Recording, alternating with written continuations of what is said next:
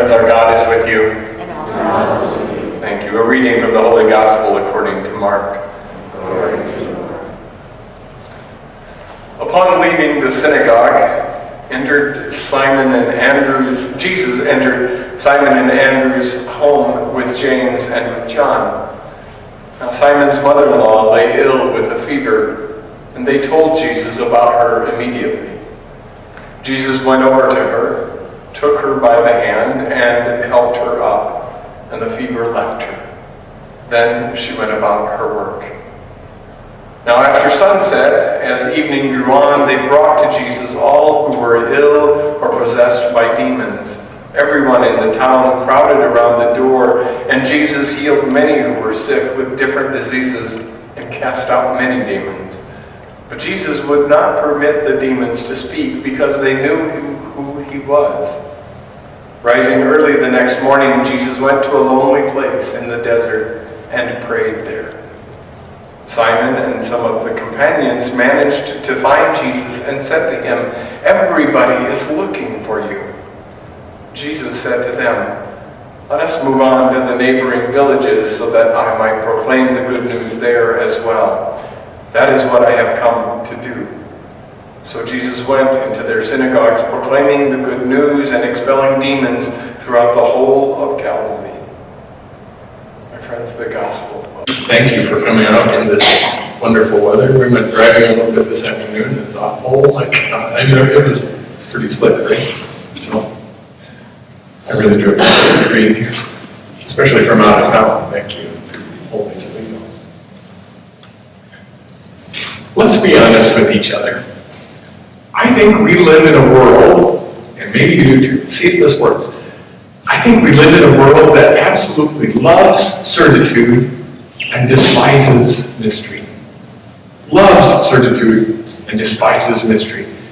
And to admit that you and I don't understand something, or know something, or fully comprehend something, seems almost to admit weakness, right?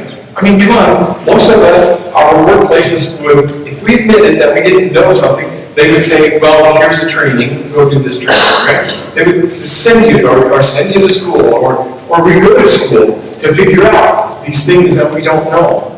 And we try to learn. And if it's not seen as a weakness, it can be seen merely as something that you and I should learn, right? If there's some mystery we bump up against in our life, somehow somebody or something says, oh, just go here or go there or pay this and you'll get this. One modern theologian I've been reading recently said this, and I believe it hit me right to the core. The opposite of faith is not doubt. The opposite of faith is certitude. The opposite of faith is certitude. In the name of certitude, especially in faith, in the name of certitude in faith, we have waged wars, annihilated races, annihilated peoples, we persecuted and excommunicated people, and we banned others to an absolute life of silence, all in the name of certitude. When you and I become so certain that we understand how God is and how God works in our world, then all of a sudden we become the pillar of orthodoxy for the world. And everybody has to fess up to it or live up to it, right?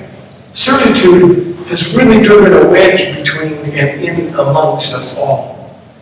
That first reading from Job, I have to tell you, my friends, Job, it's one of those books in the Bible that you simply cannot, the church does an injustice doing this to us. Okay? To get 2 paragraphs of Job, it just doesn't work. So if you want to really read an interesting book, go to Job and read Job. Job is a great story. Do you know what? I'm just going to give it to you briefly because it's really amazing. Here you have Job. He's a pretty self-righteous guy. Not meaning arrogant, but he follows all the precepts of the law. He helps widows and orphans. He gives a lot of his money away. He's very generous. He really lives and he believes he's living his life in accord with God's law. And God and Satan, in this story of Job, God and Satan get into a fight with each other. And Satan says, I bet you give me your most faith-filled person and I can ruin him. I I can make them curse your name. And God says, try it. Here's Job. Try it. The only thing Jesus says, or God says to Satan, is the only thing you cannot do to him, you have to agree to this, is you can't kill him. You can't take his life. You can do anything else you want to. Job will stay faithful to me. So Satan goes about destroying Job's life. Job is a sheep herder and has goats and cattle and really is wealthy and has a big family and lots of kids and lots of really great things, a great home. Everything is hunky-dory, as we would say, right? Everything is really looking up in Job's life. And Satan walks into Job's life and just one by one takes all that stuff away.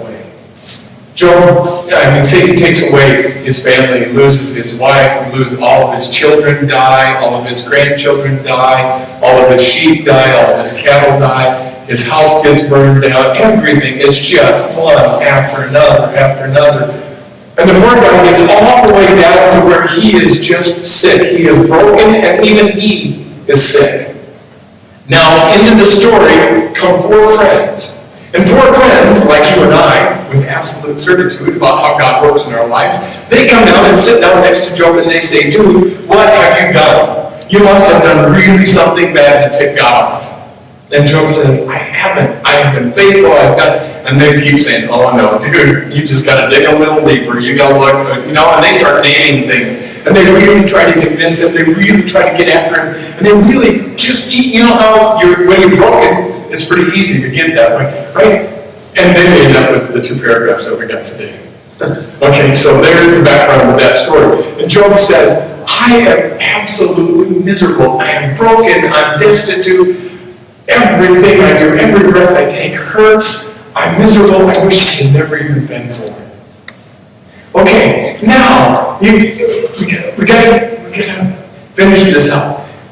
Job's life is absolutely broken and miserable, and he's in pain. He's got sores all over his body. He's lost everything in his life, and God comes back into the picture because Job won't curse God.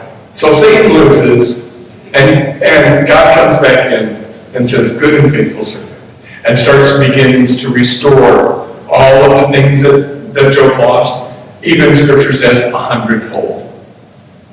Into that, right in that beginning of that encounter with God, Job says this: I have dealt with great things that I do not understand, things that are too wonderful for me, which I cannot know. Haven't you and I all been in Job's shoes? Haven't we all cried out to God in our hurt or in our pain? And that hurt or that pain, whether it's the loss of someone we love or some hurt of our own, haven't we? I've been there. I've been ill before and said, God, please come heal me, right? Or we got prayers on the altar. I wrote some tonight. God, please do this. Take care of this. Do that, right? We pray for things all the time. And we ask God to break in and do that. And we begged for God to reach out and give us a hand like he did to Simon's mother. I've come to know and believe, after studying Job and trying to struggle with understanding how God heals some and not heals others, or after living with the mystery of prayer and what it means and how it works, I've come to the conclusion that as a faith-filled follower of Jesus Christ, I have to admit I know next to nothing about God. I know next to nothing about God, and the more I struggle, the more I have to begin to be comfortable with mystery. And that's not easy. I love being a theologian who thinks I understand this whole God thing most of the time in my life. But I have to admit, I really understand very little. When I pray now, I pray if this thing or this particular thing that I'm praying for is God's will for this person or this situation, I pray that if it's God's will, that such would be the end result. Okay, so just know that if you're asking me to pray for you, I am going to affirm that I'll pray for you, and I'll pray for anything that you need or want me to pray about, except the Super Bowl. I'll pray, and I think we all should. We should pray, but when I'm praying, I'm going to ask God not maybe to do the particular thing that you want or I want in your life. I'm going to ask that God's will be fulfilled in your life. And then I'm going to pray that God might at least show us some of the questions, and if there's the possibility, maybe some of the understanding.